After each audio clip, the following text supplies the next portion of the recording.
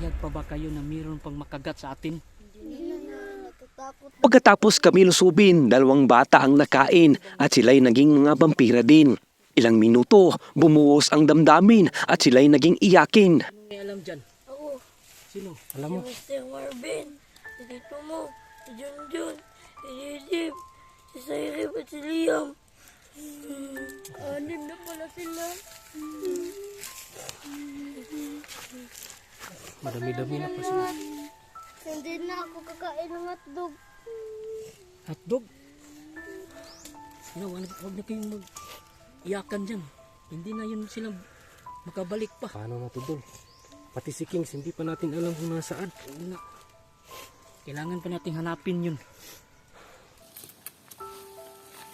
Habang nasa iyakan, kami nagulat. Eto na naman, lakas ng trip, ang puwet ang kinain.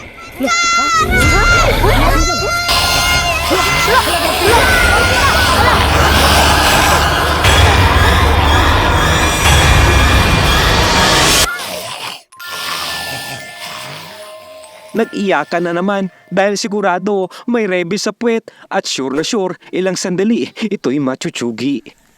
Titi, mamatay ka na ba? Oo, mamatay na ako. Kayo nang bahala sa mama at papa ko.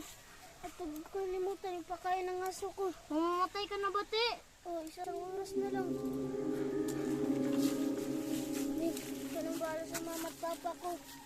At huwag mong kalimutan yung pakain ng aso ko. Sige, Ti. Nag-iyakan na naman ang mga bata at ang paligid ay naging madamdamin.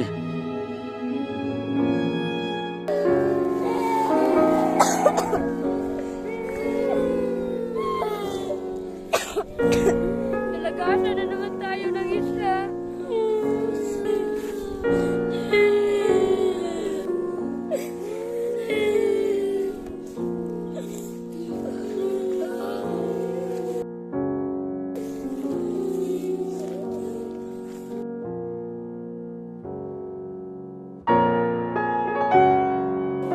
Teka lang. May guro sa base ni ba? Ha? Ano yan? Maswerte pa rin itong si Baste dahil buti na lang at may pananggang tsinelas sa puwet. Ligtas talaga ang may alam.